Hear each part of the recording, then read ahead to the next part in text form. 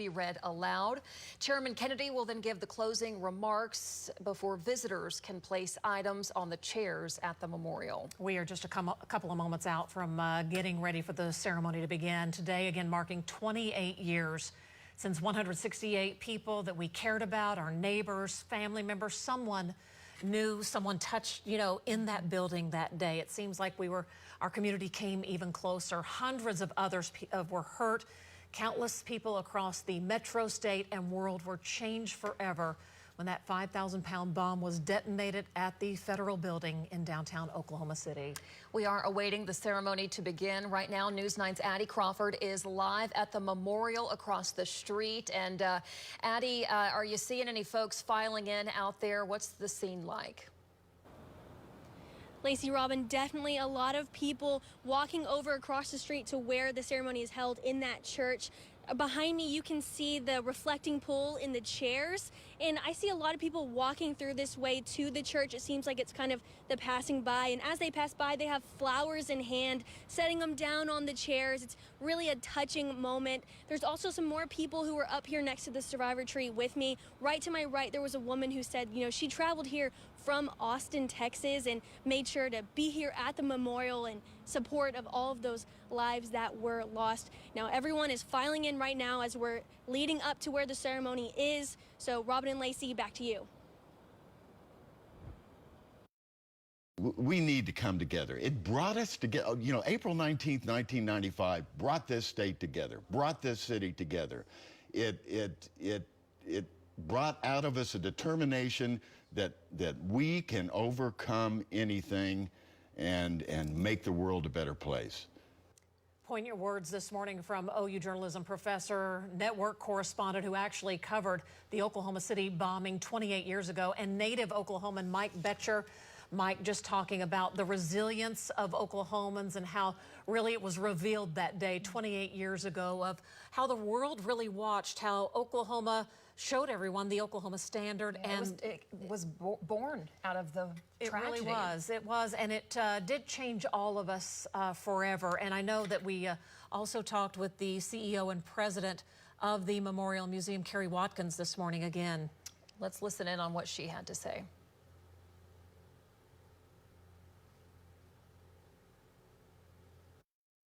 We have to keep teaching this story to a generation that's understanding the senselessness of violence, about coming together on this sacred ground to find common ground in a country that's so divided. I think today helps us refocus and reminds us that there's nothing we can't get through together as a country. Kerry Watkins there as we get ready now for the ceremony to begin. We know that Governor Kevin Stitt has ordered the flags at half-staff today in remembrance of what happened 28 years ago in Oklahoma City. There are the bagpipes beginning to play to kick off this remembrance ceremony. Several dignitaries coming in, taking their place on the stage. You can see Governor Kevin Stitt on your right. Hard to tell who anyone else is from the backside. It looks like Mayor David Holt from Oklahoma City. We are preparing to begin. Family members, loved ones, and those who were joining in on the ceremony inside the First Church. Let's listen in now. John Kennedy, chairman of the Oklahoma City National Memorial Foundation.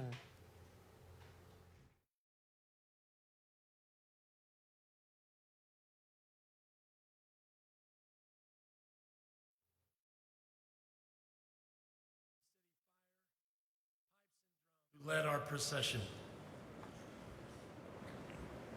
I'm John Kennedy, the chair of the Oklahoma City National Memorial Foundation. We are grateful you are here, coming together as a community. Thank you to those who are joining us online from around the country. As you can see, the weather moved us inside again this year. We do live in Oklahoma. Between the wind and some forecasted drizzle, we thought it'd be best for us to all make this move inside. And we are so grateful to our neighbors at First Church.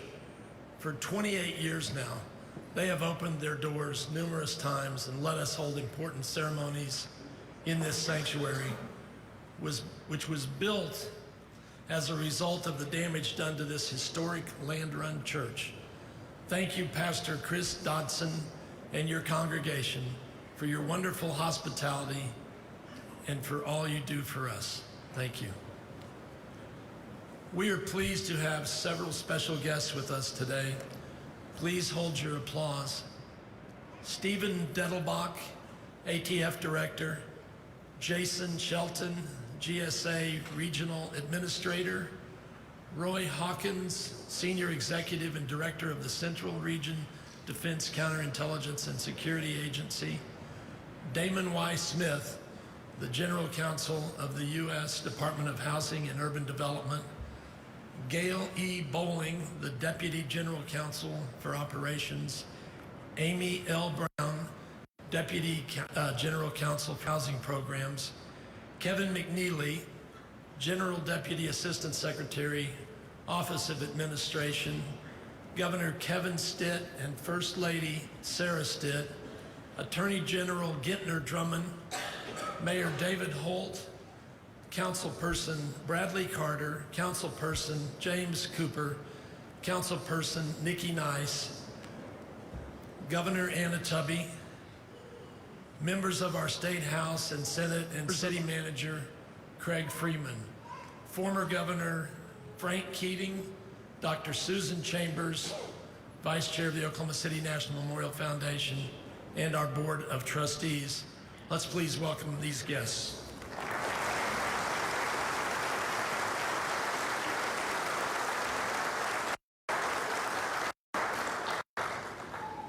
Let us express our appreciation to Carrie Watkins and the amazing staff of the Memorial and Museum. She is the most thoughtful person I know and has the hardest working team imaginable. Let us recognize Carrie Watkins and the team.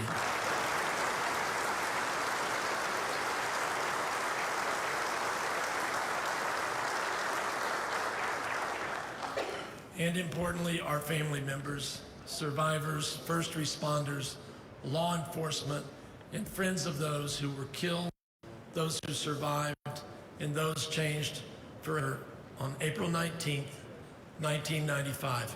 Please join in recognizing our special guests.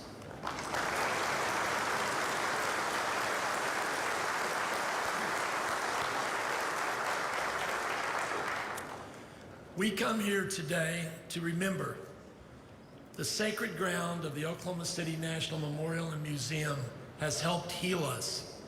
It has served as a beacon of hope and proof of our shared resilience. It is on this sacred ground that we continue to work to find common ground. Those we honor today serve as our inspiration as to why it is vital to continue teaching the world our story. Teaching and remembering go hand in hand. We don't believe you should remember without trying to teach these important moments in history, and you shouldn't teach without remembering. Every visitor to the museum, the memorial grounds, and the museum, or benefactor of the outreach program, is changed by what they learn. This is not an event that just happened one moment in time. Its impact is felt for a lifetime. And it is up to each of us to share this ever-relevant story of hope and resilience.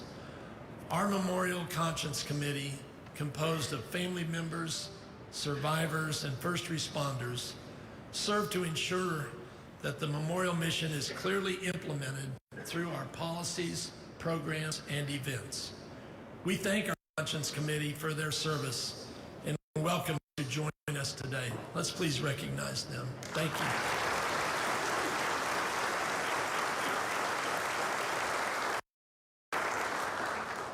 The preamble of the memorial mission statement can be found on the exterior of the Gates of Time and on the museum overlook. Our mission statement remains our cornerstone in shaping the important work that continues today. Reading our mission statement is Cindy Farrell Ashwood, sister of Susan Farrell, who was killed on April 19th.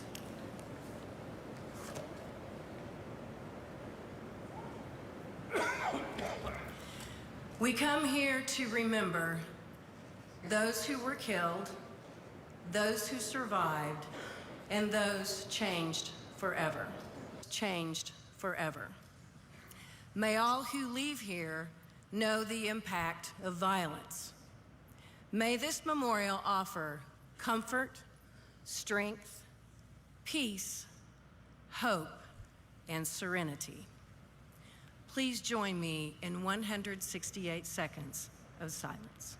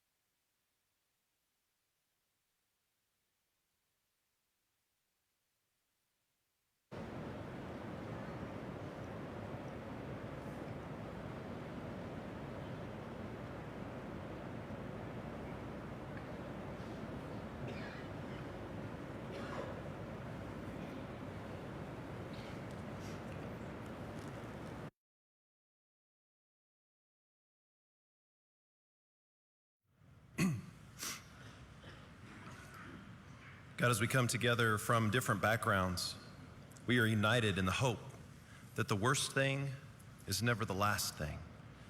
We are thankful for the hope that we have in you. We thank and praise you for who you are and what you do for us each and every day, more than we could ever repay. Help us to live in such a way as to be worthy of your sacrifice. We gather on the anniversary of tragedy, and we remember in the days, months, and years following the bombing, your hand continuing to work in various and miraculous ways. We continue to see people moved to tears who have no connection, because in our hearts we know that this is not how it's supposed to be. This is not how we are supposed to treat each other. We shake our heads and ask, how can this happen? How can someone be so cruel? And yet we realize that we, in our own ways, have the capacity for sin. We harbor anger and hate towards others. Help us to be a people of forgiveness. We gather here because someone could not find it in their heart to forgive. They allowed a grudge to fester and grow and become hate. Let us not fall into the same trap. People of forgiveness. God, we know this is why over and over again you stress the importance of forgiveness and love. Help us to be a people.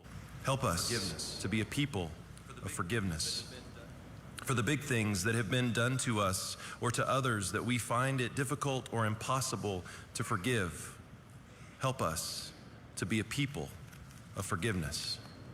For the little things that we find hard to forgive, like that person who cut me off this morning in traffic, help us to be a people of forgiveness. In your word, it says there is no fear in love, and yet we let the fear of others overcome us. Help us to be a people of forgiveness. We gather here, remember, and shout, never again. Never again begins with us and our choice to forgive. Help us to be a people of forgiveness. It's in your name we pray. Amen.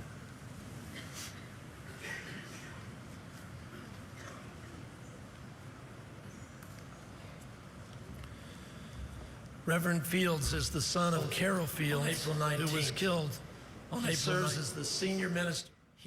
as the senior minister of First Christian Church of Guthrie. Reverend Fields, thank you for joining us today. That was beautiful.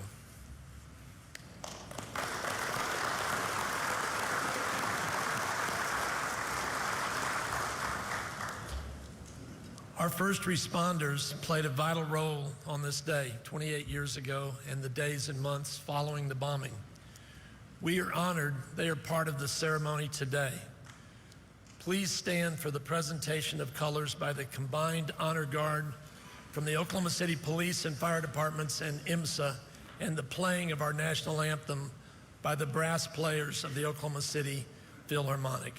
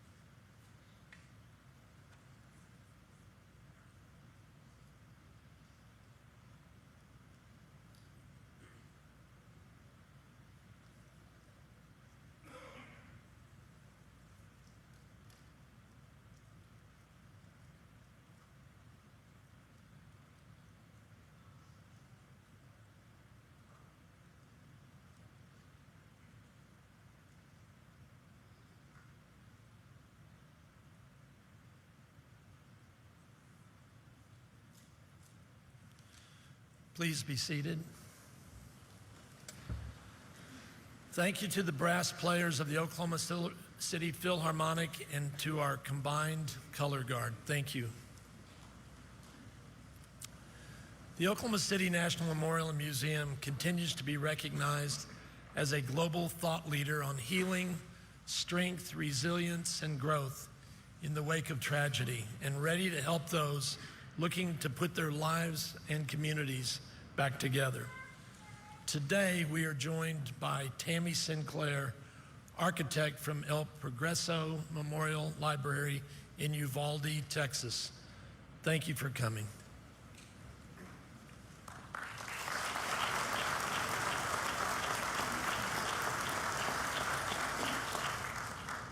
People around the country and internationally turn to Oklahoma City in time of need, and we are honored to share our lessons learned. We have a presence during tragedies through social media or sending stakeholders to help or helping as they begin to memorialize. We are there. Joining us on this journey is the mayor of Oklahoma City, a member of the Memorial Board of Trustees, and a leader who is truly gifted at bringing people together. Please welcome Mayor David Holt.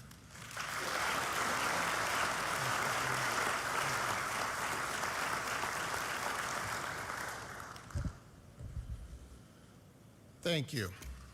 As always, when we gather on this date, it is my solemn obligation to deliver, on behalf of the people of Oklahoma City, our deepest condolences to those who lost so much on April 19th, 1995, recognizing that this date will always resurrect grief that defies the passage of time.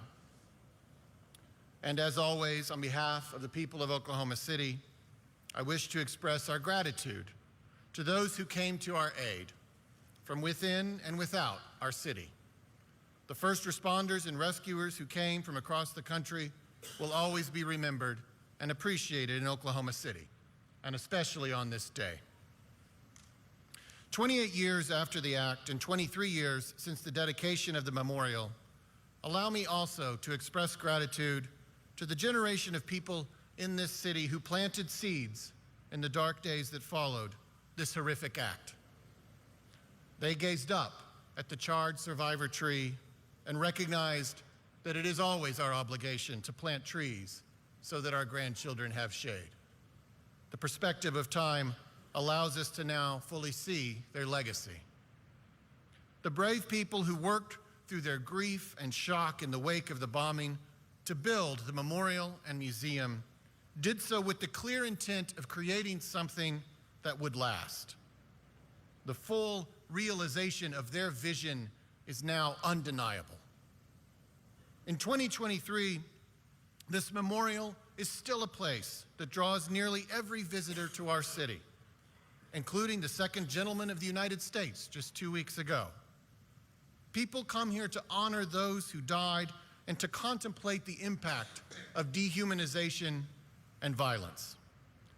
Every hour of every day on this sacred ground, hearts are touched in impactful ways.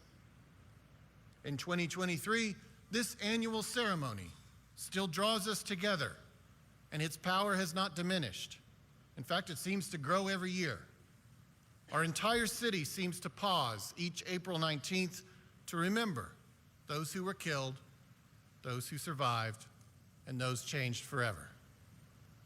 And we listen, in a way people rarely do anymore, to the important words of people like Justice Stephen Taylor.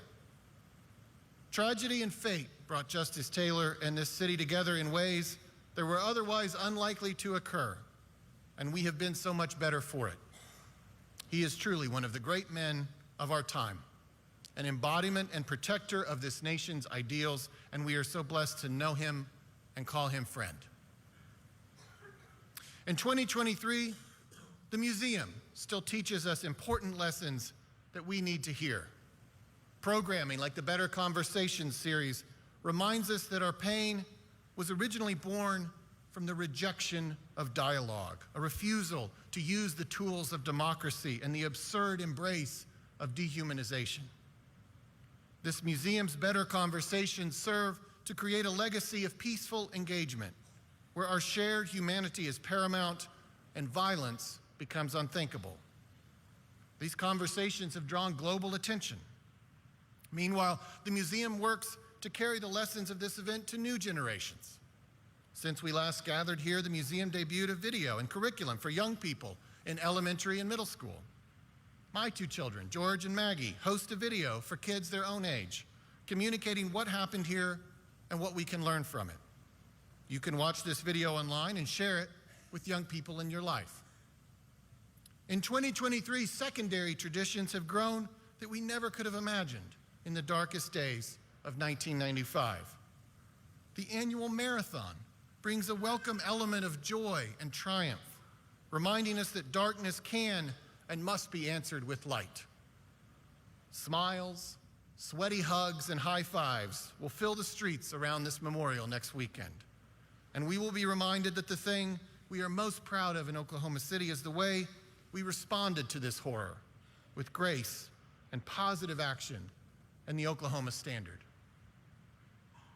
And perhaps the most important enduring legacy given to us by the generation of 1995 is our city's very ethos, which requires constant cultivation, but nevertheless now permeates our local political culture. Here in Oklahoma City, perhaps uniquely, we work every day to embrace pluralism, the idea that many different perspectives and values can coexist. This is a founding principle of this democratic experiment we call America, and nothing of consequence has ever been accomplished without it. We cannot stamp out those with whom we disagree. We must put in the hard work of finding common ground, of compromising, and reaching an outcome that may not be our ideal, but that we can both accept.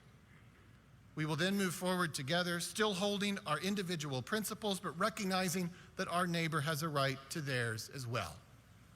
Pluralism is vital, and it is celebrated in Oklahoma City. Initiatives like MAPS are perfect distillations of the idea that a community's outcomes can and must represent many worldviews and perspectives. More than ever, our country needs that example, and more than ever, people are coming to Oklahoma City to find it. This, too, is a legacy of what happened here in 1995, and we must hold fast to it. And so, on this 28th anniversary, I grieve with you once again, but I also celebrate the response that served as an example to the world and still does. The generation that responded in 1995 has left us enduring legacies. We are grateful for them, and it remains our obligation to build upon them. May God bless us all. Thank you.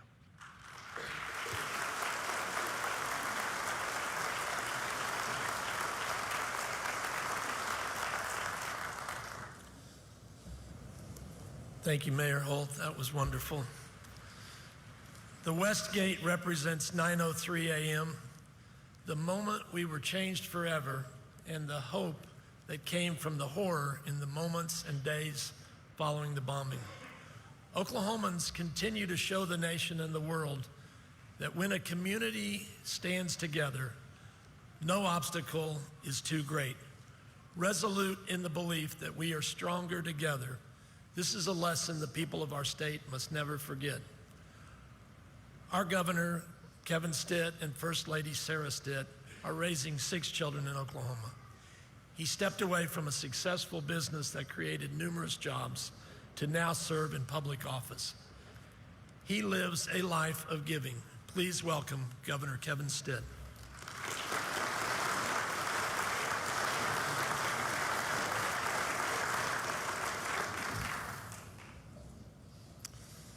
Oklahomans, it is with deep respect and reverence that we humbly gather here today on this sacred ground to remember the lives lost here 28 years ago today. On this April morning in 1995, Oklahomans woke up not knowing the fabric of our state would be changed forever. People dropped their kids off at school, they rushed to work, they said goodbye to their loved ones, unaware of the tragedy that day would bring.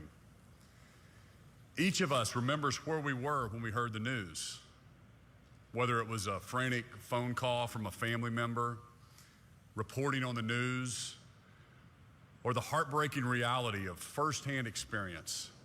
Each of us carries with us a unique experience and understanding of what happened that day. But no matter the experience, Oklahomans were changed forever. I was a senior at Oklahoma State at a friend's house when I started seeing the news on TV, and then talked to my dad, who was a pastor in Norman, and found out that several people that we knew that went to church with were there in the building. When our state faced the most unthinkable tragedy, we came together as one state and one community. The world turned to Oklahoma during our darkest hour and in our deepest mourning, and we showed our strength. We showed resiliency, community, and courage. We showed the world the Oklahoma standard. That legacy continues to live on in this city and in each of us that calls this state our home. As we remember this day, may my ask of you be this: continue to tell this story. Continue to tell Oklahomans, the next generation. We must uphold our state's legacy and teach each passing generation what this day and this sacred ground means to our state and our nation. This day, 28 years ago, Oklahoma saw the purest form of evil, the purest form of hatred. Innocent lives were destroyed. Families were torn apart. For Oklahoma, this evil and its impact forced us to make a choice between two different paths. One was paved with anger and bitterness and hatred. The other was paved with kindness, community, and faith. Faith in each other and in God. That's the path we chose. And it is the path we choose, we continue to choose every single day in remembrance of those who this memorial stands to honor. Those who were killed, those who survived, and those changed forever on April 19th, 1995. May we never forget them, and may we always continue to show the world the Oklahoma standard. God bless you, and may God continue to bless the great state of Oklahoma.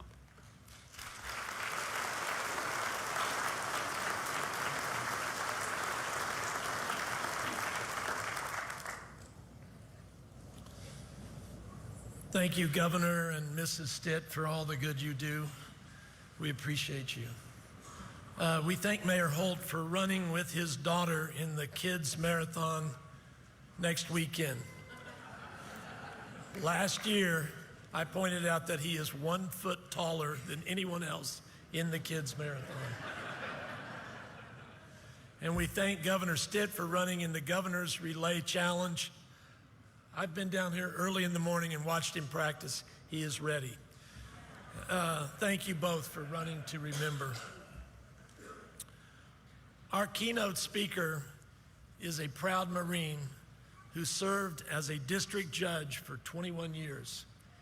He presided over more than 500 jury trials, including the state trial of the Oklahoma City bombing case.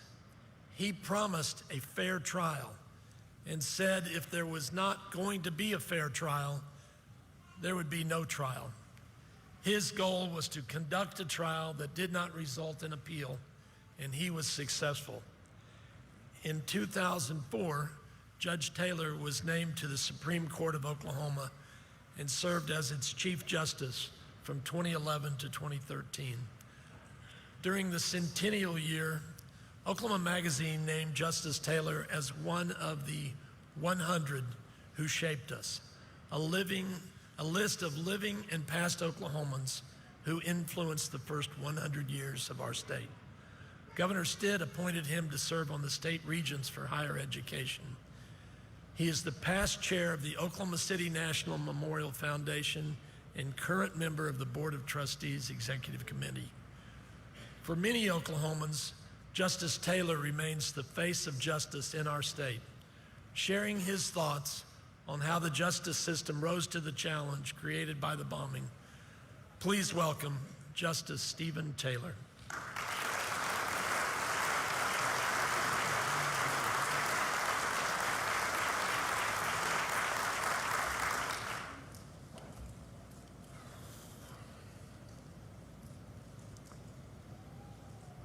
Once a year on this day, on that hallowed and sacred place, we gather to remember those who were killed, those who survived, and those changed forever. And may we all leave here knowing the impact of violence, and that we find comfort, strength, peace, hope, and serenity, especially the families of those killed and the survivors of that day. As I walked among the 168 chairs this morning, I thought about my intention to speak today about two obligations, two debts that we owe to those 168 lost lives. May their memory be a blessing. The first obligation owed was best defined on this day 28 years ago by a group of heroic first responders when they spray painted words on the wall of the corner of the building just past the survivor tree. Hear those words now. We search for the truth. We seek justice. The courts require it. The victims cry for it. And God demands it. We seek the truth. That was the first mission. Find those who committed this crime. That mission was accomplished in its most final form through a criminal investigation and on to the courts. We seek justice. Justice. It was our obligation to bring justice to this horrible event. There was an historic investigation by multiple law enforcement agencies, and then the courts became involved. And as those words read, the courts require it, and the victims cry for it. Federal Judge Richard Mach presided over the trials of the 8 federal officers who were killed. Justice was done. And then I had the responsibility to preside in state court over the 160 counts of murder of the 160 civilians who were killed. Justice was done. We all know the motive for this crime. It was the hatred that those two defendants had for our government. At the time of sentencing, I looked straight at the defendant and told him that it was ironic that the Constitution he hated so much was the Constitution that was strong enough and good enough to give him a fair trial. And that is the essence of justice, a fair trial and the full measure of the rule of law for everyone, even those defendants. That is the hallmark of our judicial system, and it is the obligation we owed to those 168. Justice was demanded, and justice was delivered, and the rule of law prevailed. We met that obligation to the 168, but today we must renew that duty to ourselves and to our children for the future. We must never allow our country to waver from the rule of law. I'm reminded of the words of Harriet Tubman, a woman who risked her life to bring the enslaved in the South along the Underground Railroad to freedom in the North. And on that path to freedom and justice, Harriet Tubman had these words for those escaping to the north. If you hear the dogs barking, keep going. If you see the torches in the woods, keep going. If they're shouting after you, keep going. Don't ever stop. Keep going. If you want a taste of freedom, keep going. And those words ring true today. If you love justice, keep going. If you respect the rule of law, if you seek justice, don't ever stop. Keep going. Don't ever stop in your love of freedom. My personal standard is simple. Do right. Fear not. Do right. Fear not. The second obligation, the debt that we owe to those 168, is to carry on with one of the missions of the Oklahoma City National Memorial Museum, to teach and practice nonviolence and to work toward better conversations in our daily lives. Some call it civility. Never forget that these 168 were the victims of hate and violence and domestic terrorism. As a nation, we find ourselves divided on most every subject. Right versus left, Democrat versus Republican, MSNBC versus Fox, urban versus rural. It has become 50% versus 50%. And I remind us that Abraham Lincoln said that a house divided against itself cannot stand. And his words have great relevance and meaning today. Remember, we are the United States of America. And it seems that anger has become more pervasive than optimism. Compromise was a basis for our country's founding and continued strength. And today, compromise has become a bad word. We have forgotten how to disagree with one another. Remember the words of the book of Micah. Do justice, love kindness, walk humbly. Let us resolve today to leave this sacred, hallowed ground with the words of Micah as our guide. Do justice, love kindness, walk humbly. We have an obligation to be good citizens, an obligation to respect democracy, to respect our government, our elections, our law enforcement, and respect for the social contract that we share with other citizens. We cannot isolate ourselves in our own echo chamber with only those who agree listening. That's not communication. That is not the better conversation that we strive to teach at the Memorial Museum. Now, I'm not suggesting that anyone surrender your deeply held beliefs. I only ask that you not forget that we are all in this great experiment together as fellow citizens of the greatest country ever known. Lincoln's words, for the people, by the people, of the people, also mean all the people. There's a breach in our country today, a division that must be healed.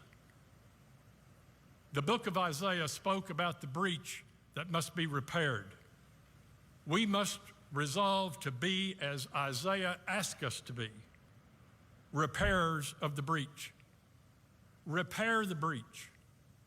Hear Isaiah's words that, by the way, seem to describe Oklahoma City after the bombing.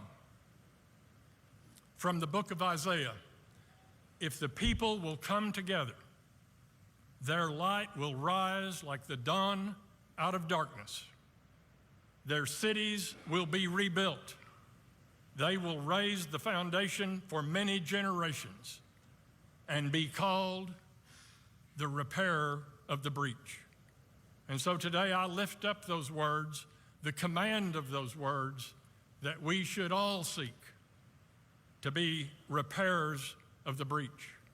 We as a people must resolve that we repair the breach through kindness, respect, dignity, understanding, and better conversations. Repair the breach. That is the command we need to hear and consider for ourselves today. We hear a lot of talk these days about diversity. We must also celebrate how we are all the same in so many ways. Repair the breach. I close today with the words of Winston Churchill, one of the greatest leaders of the 20th century. He was giving a speech in his later years, and he closed the speech with these words: "Never give up." And he turned to take his seat, and he sensed that the crowd did not receive his message. So he turned back to the podium, waited for there to be silence in the meeting room, and he said, "Never give up. Never, never, never." And he sat down, and his message was received, and I borrow it today. Never give up. Never give up on your dreams, your hopes, your happiness. Never give up on love, the goodness of people, the greatness of our country. Never give up on freedom, justice, kindness, and your faith. And never give up on yourself. Never. I pray today that you will have courage, strength, and wisdom, and that you have love and peace in your life forever and ever, world without end. Amen and amen.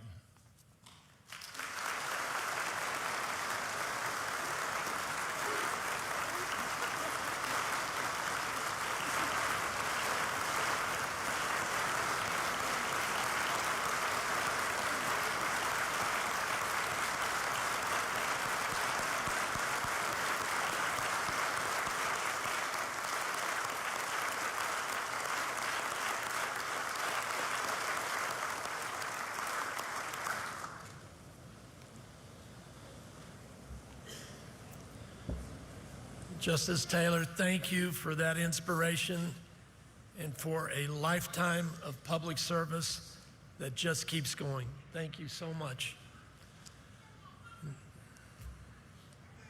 The Oklahoma City Philharmonic's new album, Of Thee I Sing, was commissioned to commemorate the 25th anniversary of the bombing and how far we've come. It was partially recorded before the pandemic and completed last season. It is set for worldwide release in 2 days on April 21st in music stores nationwide and across all streaming platforms. The involvement of the Philharmonic with the Oklahoma City National Memorial and Museum goes back to the days following the bombing in 1995, when First Lady Kathy Keating invited the Philharmonic to perform at the first memorial service. A void was left on April 19th, 1995, and we filled it with love. Performing quintet for brass by Michael Kamen, the brass players of the Oklahoma City Philharmonic. Please welcome them.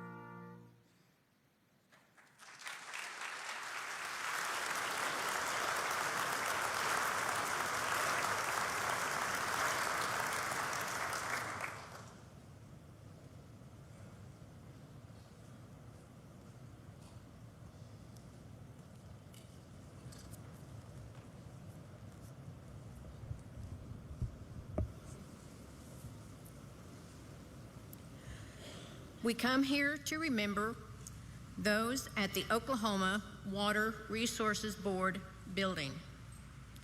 Trudy Jean Rigney, Robert N. Chipman. We remember those at the Athenian Building Job Corps. Catherine Elizabeth Ridley, Anita Christine Hightower,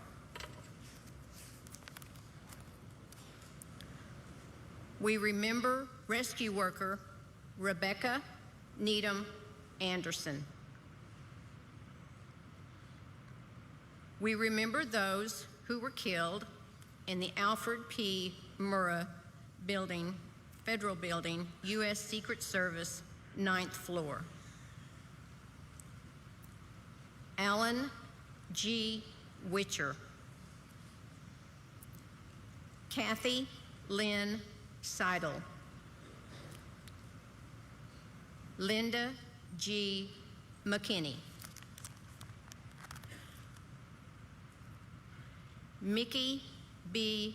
Maroney, Donald Ray Leonard, Cynthia L. Brown,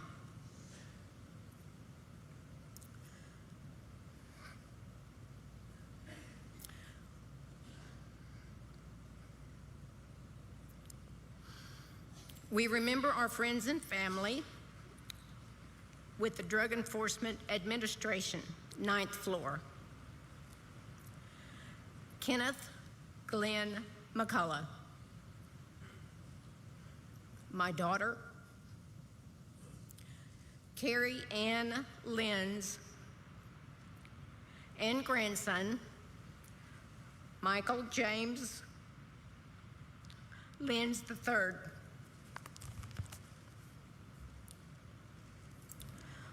Rona Lynn Keener Chafee,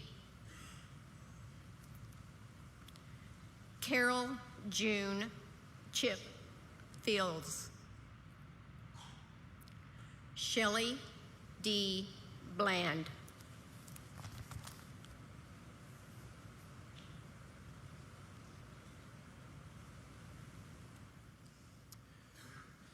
we remember those who were killed with the Department of Housing and Urban Development, 8th floor. Clarence Eugene Wilson, Sr.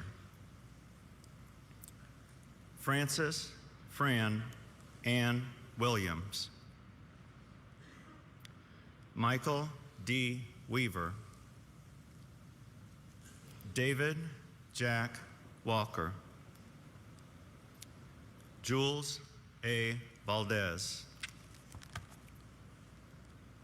Leora Lee Sells.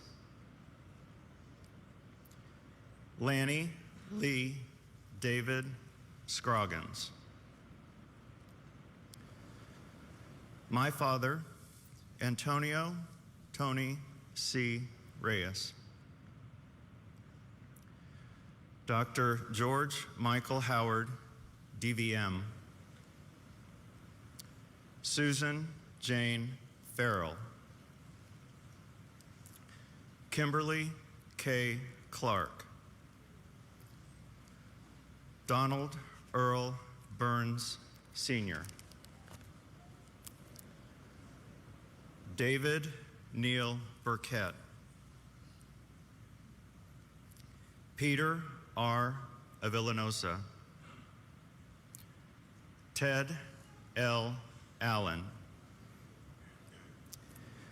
We remember our friends and family with the Department of Housing and Urban Development, 7th floor. Joanne Wittenberg. John Carl Van Ness III. John Thomas Stewart. Terry Smith Reese. Patricia Ann Nix. Betsy J. B.B. McGonnell. James A. McCarthy II. Mary Leisure Renty.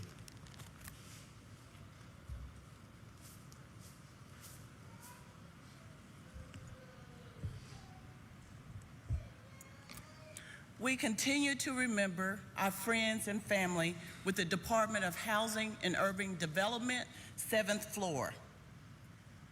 Teresa Lee Taylor Lauderdale. Ann Kreinberg. Thompson Eugene Jean Hodges, Jr. J. Colleen Giles.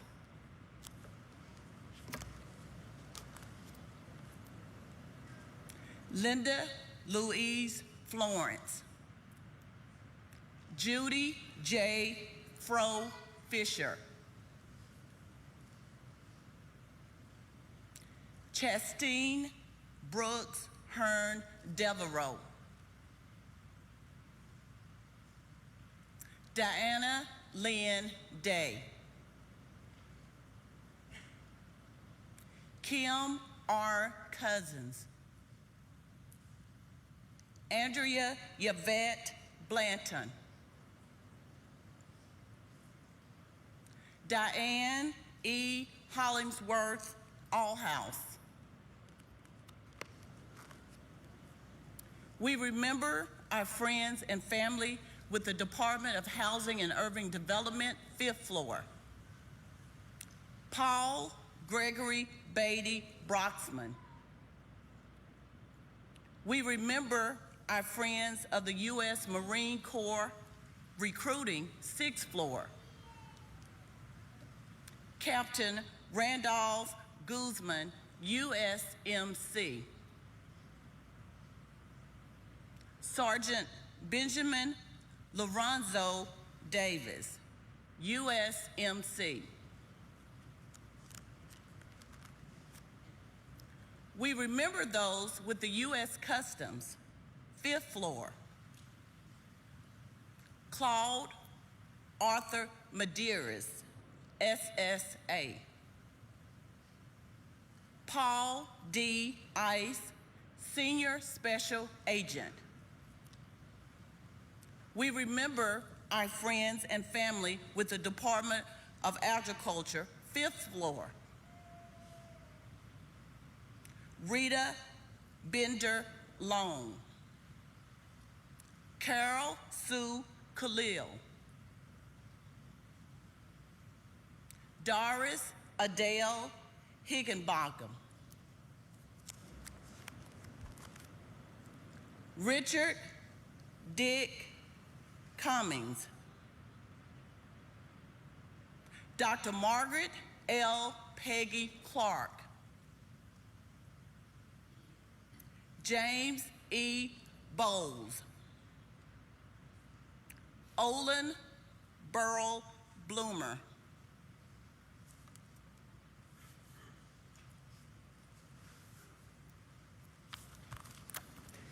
We remember those with the U.S. Army Recruiting Battalion, 4th floor.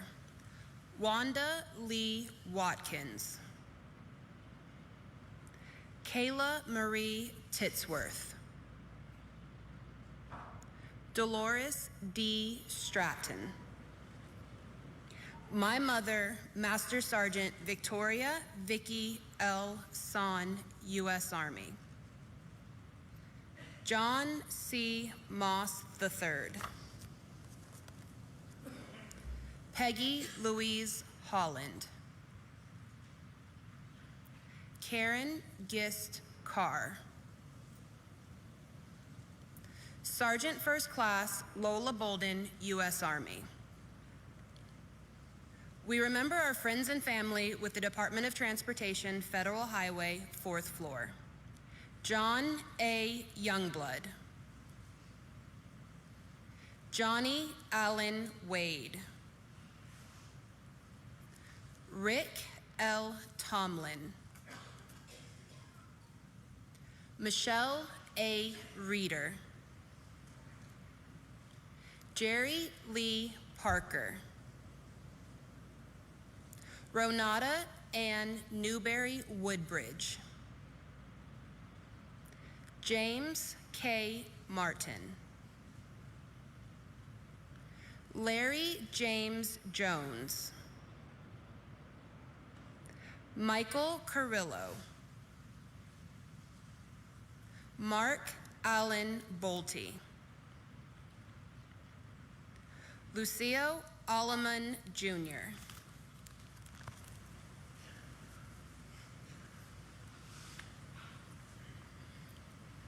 We remember our friends and family with the Federal Employees Credit Union, 3rd floor. Teresa Joe Mathis Wharton. Virginia M. Thompson. Victoria Jeanette Texter. My mother, Karen Howell Shepard. Sonia Lynn Sanders. Christy Rosas. Claudine Ritter. Jill Diane Randolph. Frankie Ann Merrill. Claudette Duke Meek. Kathy Cagle Linen.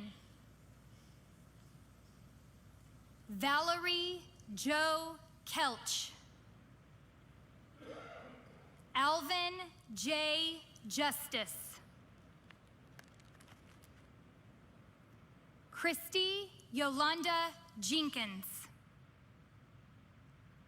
Robin Ann Huff and baby Amber Denise Huff.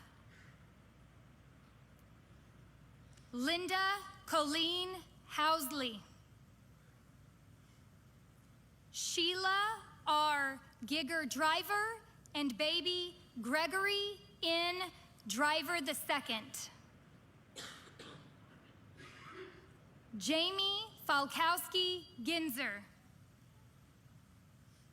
Kathy A. Finley. Kimberly Ruth Burgess. Woodrow Clifford Woody Brady.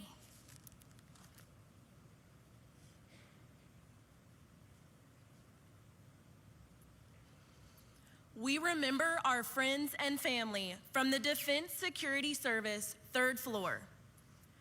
Robert G. Westbury. Larry L. Turner.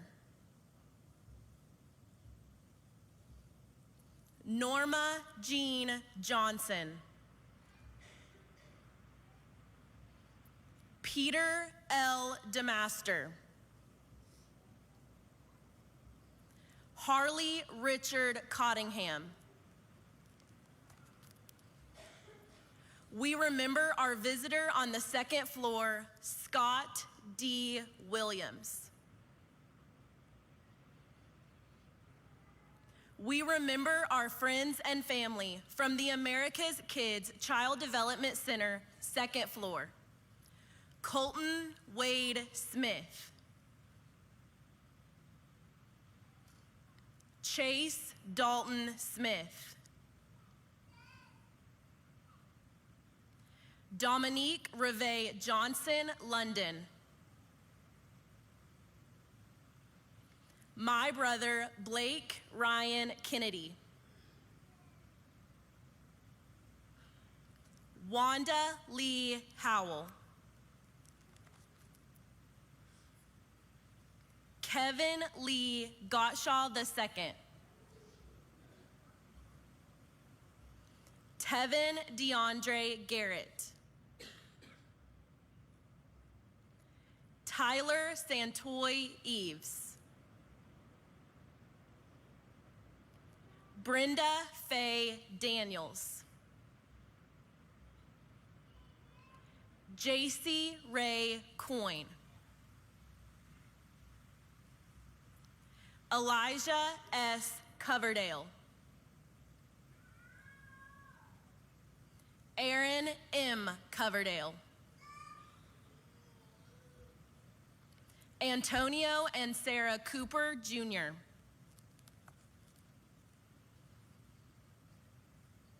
Anthony Christopher Cooper II. Dana Leanne Cooper. Zachary Taylor Chavez. Danielle Nicole Bell. Miss Bailey Allman.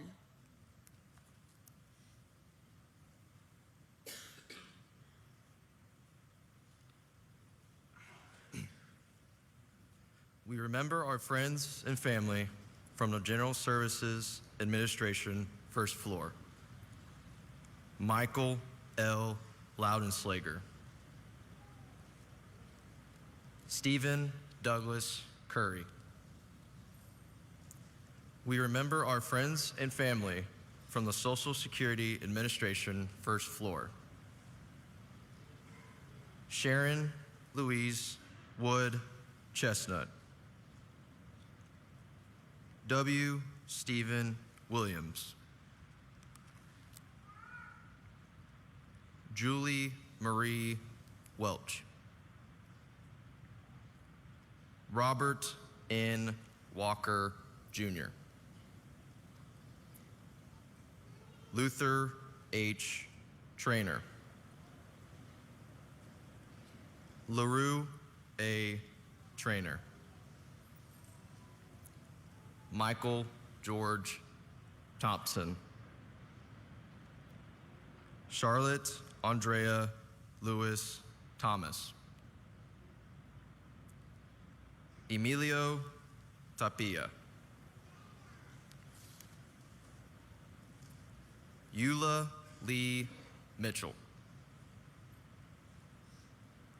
Derwin W. Miller. Courtney J. McRaven. Reverend Gilbert X. Martinez. Robert Lee Luster, Jr. Aurelia Donna Luster. Airman First Class Lakeisha Richardson Levy. Raymond Lee Johnson. Jean Nutting Hurlbert. Dr. Charles E. Hurlbert. Thomas Lynn Hawthorne, Sr.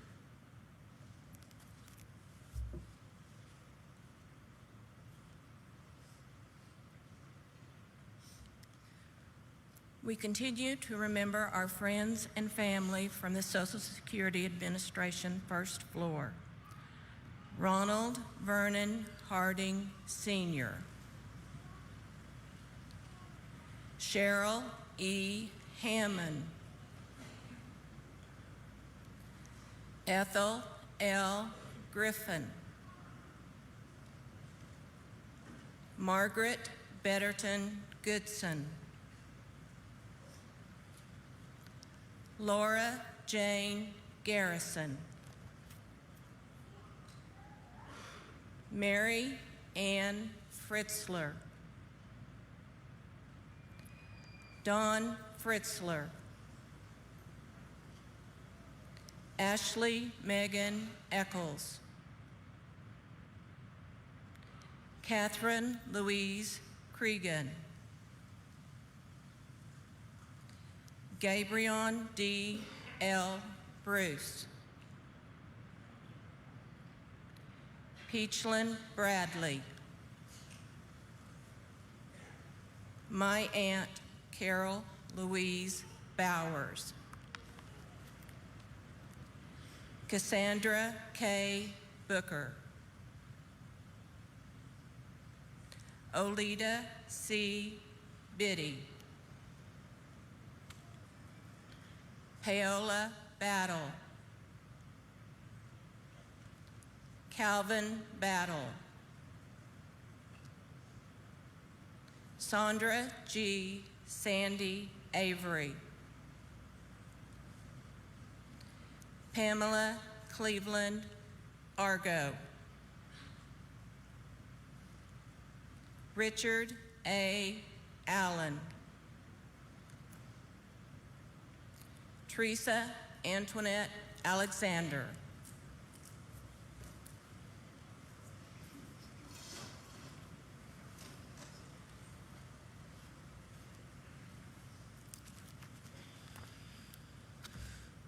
Special thank you to all of our family members who are readers today. This is not an easy task. Please recognize all of our readers.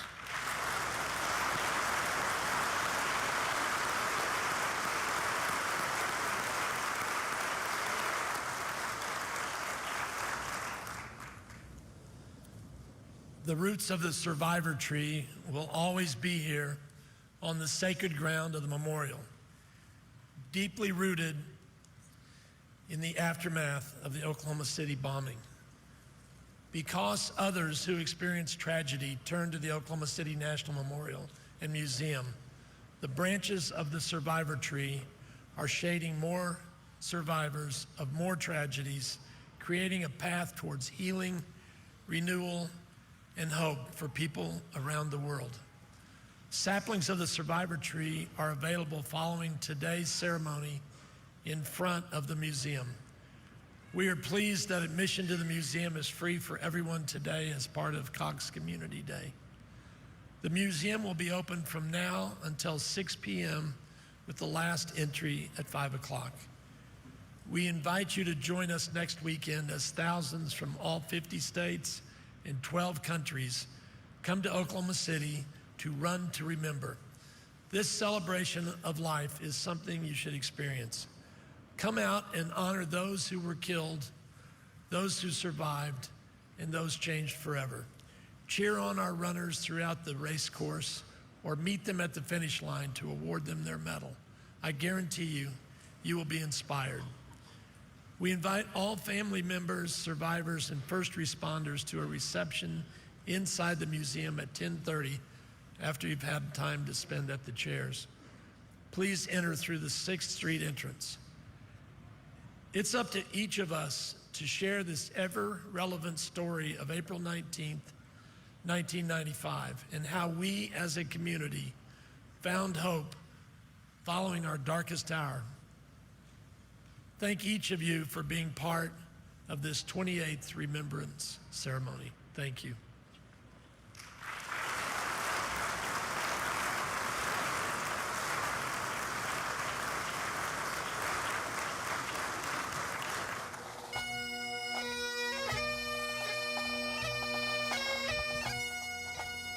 And another remembrance ceremony goes by, and truthfully, it never gets easier.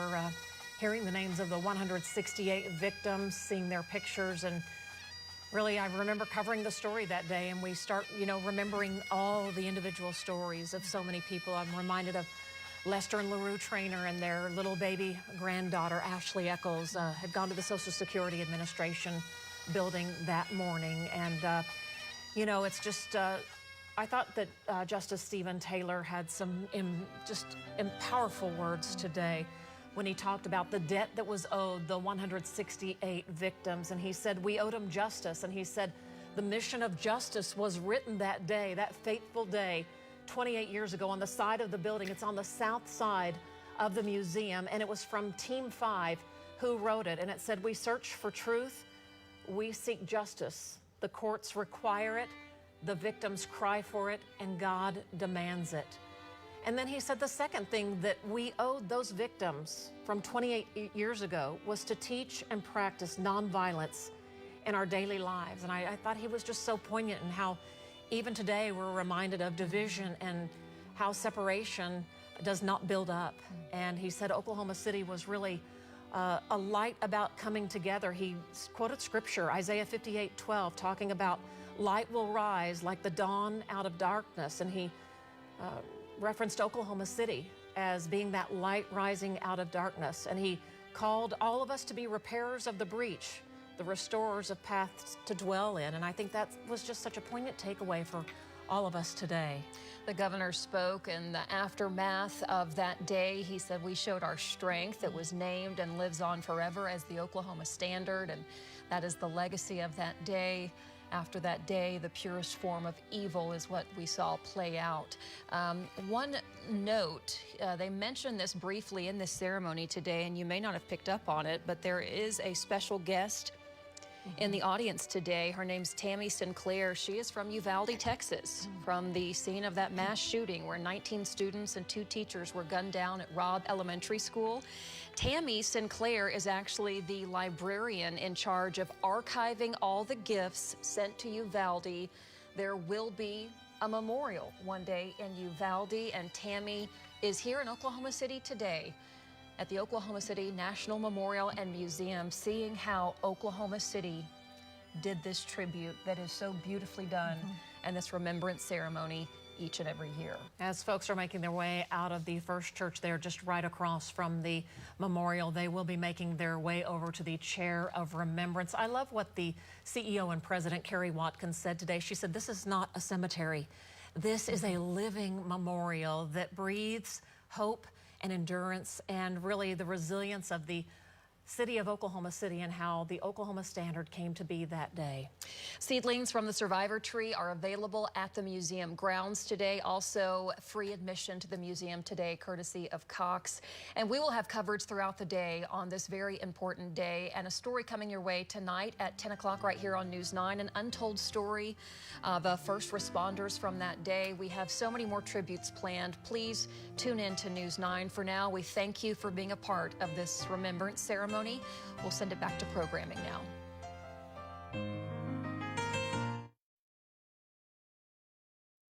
Just 33 days or it's free. Choose your in-stock fabric and we'll special order